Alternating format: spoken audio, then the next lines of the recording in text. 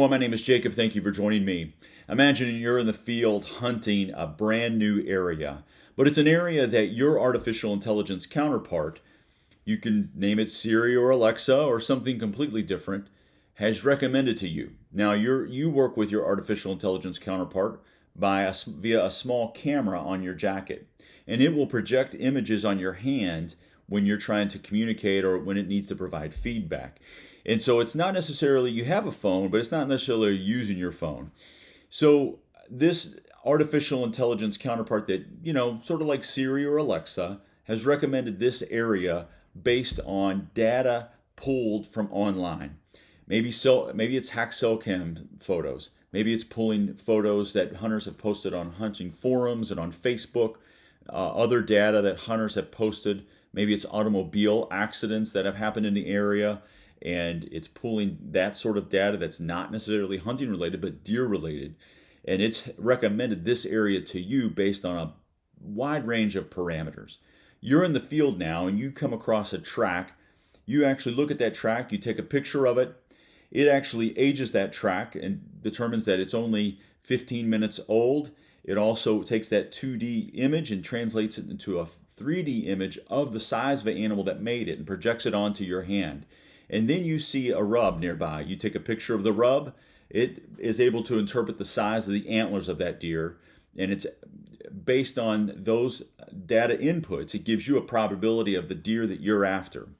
Now, based on mapping that's online, it's also able to ascertain the ideal bedding area for that particular buck. It gives you probabilities of 3 different areas on 3 different ridges based on the current wind direction and the current weather dynamics.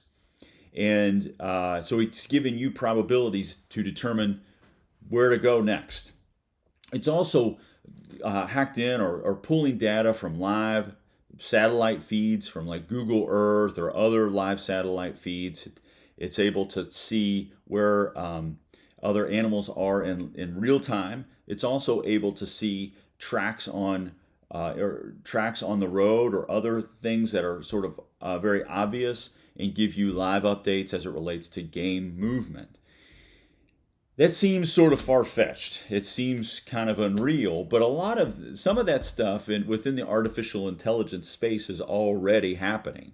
So if somebody uses Snapchat uses artificial intelligence to have a virtual friend for its users, and you can interact with that virtual friend. And of course, I mentioned Siri or Alexa, which you all are sort of familiar with. And the capabilities of artificial intelligence are really about assessing, sensing, inferring, reasoning, predicting, and acting. And some of that stuff we experience already with, for example, Netflix. It's predicting to us what movies we might like best. Or Siri is sensing, inferring, might be related to some search engines that we use.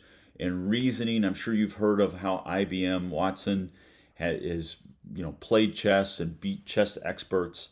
And so, as we know, with Moore's law, technology is doubling at a very high rate, and it's been predicted by certain futurists that by 2045, artificial intelligence will surpass the capabilities of the human brain. So, what does that have to do with us in hunting? Not a whole lot right now. I just think it's interesting thought or interesting fodder to think about.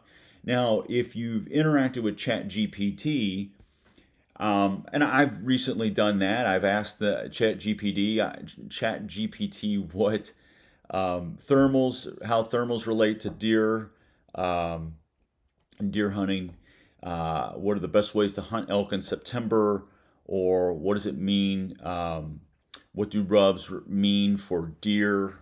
And I just wanted to ask it those questions to get a sense of what this artificial intelligence knows or doesn't know. But to be clear, artificial intelligence isn't just a search engine. It's ingesting data, and it's data mining as well. And so as we contribute to it, it's collecting that information and then building itself upon itself, if you will. And I'm by no means an artificial intelligence expert, but As you all continue to explore the hunting space, I would keep an eye towards the future. Obviously, the hunting space is a little bit further behind other industries. So, what happens in other outdoor industries or other industries altogether, it takes a while for it to get to the hunting space. But I would encourage you to check out ChatGPT if you're new to hunting. It might be something that might be helpful. It might help you get the answers that you're looking for. But let's keep in mind that technology can take us places we might not want to go as it relates to hunting. And so keep your eyes open, enjoy this hunting season, enjoy the primitive nature of it, and best of luck.